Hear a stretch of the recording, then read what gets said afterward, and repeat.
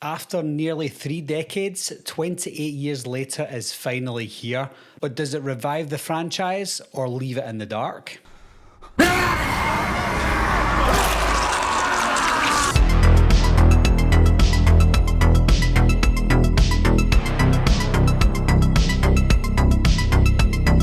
Hi guys, my name's Barry and welcome back to the channel. I'll be doing a review for 28 years later today. This is going to be a non-spoiler review, so if you haven't seen the movie, don't worry, there's no spoilers here. Jamie and his son Spike go off to the mainland from their own land on Holy Island to go and hunt so that Spike can basically become a man. They bump into trouble as they're there and they have to try and get back before the infected get to them. The look and the feel of the movie straight off the bat feels very reminiscent of the first movie, 28 Days Later.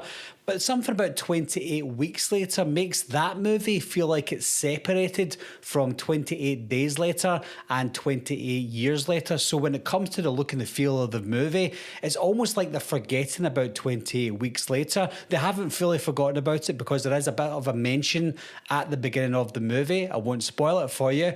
There's a bit of a mention that 28 weeks later is part of this universe, but it focuses more on the look and the feel of the original. When it comes to the acting, I feel like the acting is top notch. Now, the main character is Spike, that young 12-year-old boy, and for a character who has to hold most of the movie on his own, he does a great job. In the original movie, you get some quick cuts that Danny Boyle likes to do, and it's the exact same with this movie. You get some quick cuts. Most of the quick cuts are when they're trying to kill off the infected, which is very stylistically done. But other parts of it, you get some quick cuts to the days of the war, whether that be the Boer War or the World War II, World War I or whatever. You get some really haunting shots of the war that is a comparison from those days till now. The score throughout is very jarring. There's some background noise that you get when the characters are sitting quietly and you can hear the infected in the background squealing, screaming, or just running around. And the characters themselves don't really react to that. It's almost like it's normal to them, but not normal to us as the audience. And when you hear that as an audience member, that's nightmare fuel for us because we know there's something out there that they're just not really bothered about. The rage infected are definitely in there. They're definitely scary and it takes you back to the first movie. I feel like I wanted to see more of the rage infected. Now, there is more to explore, which I will discuss in the spoiler review. But in this one, all I can say is when the rage infected are on screen, they're pretty scary. Everything from the acting, the look and the feel of the movie, the tension, the build-up was absolutely amazing. The first half of the movie's build-up of the tension was incredible, but it suffers from what a lot of first acts of a trilogy also suffer from, and that is an incomplete story. Some movies have the ability to end on a cliffhanger but still feel like a whole movie. Unfortunately, for 28 years later, it suffers from that because although we know there's a new movie coming out in January, The Bone Temple, it still suffers from ending the movie on a cliffhanger to the point where you're like, oh, okay. It's almost like someone just pressed pause in one specific scene and said, I'm keeping this paused for 7 months. I didn't want that though. I wanted to see a complete story, knowing that we're going to get a sequel anyway in 7 months. However, that's unfortunately not the only issue. Now, this movie felt like 3 movies put into one. Now, again, I'm not going to spoil anything for you, but the first part of the movie felt like a survival movie, the best part. The second part of the film felt like a film about loss and love, which was beautiful.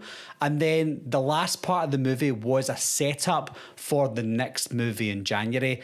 All 3 parts of this movie felt like they were from different movies. The annoying thing is all parts worked individually. The first part being a survival movie, it was an amazing survival movie.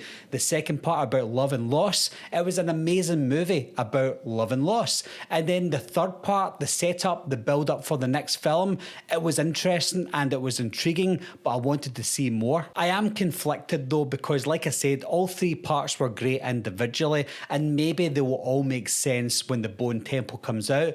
but that doesn't mean that this was great because the Bone Temple might answer some questions. I wanted this film to be great on its own and not rely on future sequels. And if it relies on a future sequel that also isn't as good, then this one might fall flat in its face. If the Bone Temple ends up being amazing, then that's great. But what does that say about Danny Boyle? He's relying on Nia DaCosta, who's directing the next movie, to complete his movie for him. It just doesn't make sense. However, though, I am reserving full judgment until I see the Bone Temple. When I see that one, then I can fully judge this one as a movie itself. I don't want to do that, but I'm going to have to do that because of the way this movie ended. Overall though, guys, acting wise, visual wise, score, everything about this movie makes up an amazing movie. It's just an incomplete movie. But if you've seen this movie, guys, leave your comments and opinions down below. Let me know what you think. And as always, thanks a lot for watching. Thanks for subscribing, and I'll see you soon. I'll be right back. What are you waiting for, huh? Coming to get you, Barbara. Ever played Skin the Cat? Someone's in the back seat! Tell me where you are, John! Wolfman's gone.